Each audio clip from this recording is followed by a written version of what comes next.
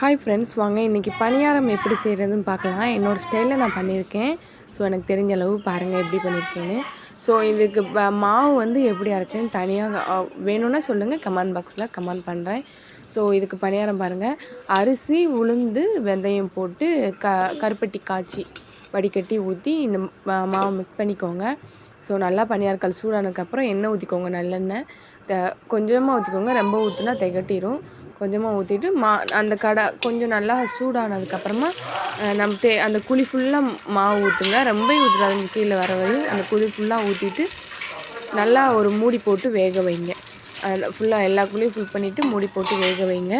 ஒரு 5 நிமிஷம் வெந்ததுக்கப்புறமா திருப்பி போடுங்க. போட்டுட்டு திரும்ப ஒரு 5 மினிட்ஸ் மூடி போட்டு அதே மாதிரி வேக வைங்க. நல்லா வெந்ததுக்கப்புறமா எடுத்து பார்த்திங்கன்னா சூப்பராக வெந்திருக்கும். நல்லா இந்த மாவு வந்து 2 நாள் ஊற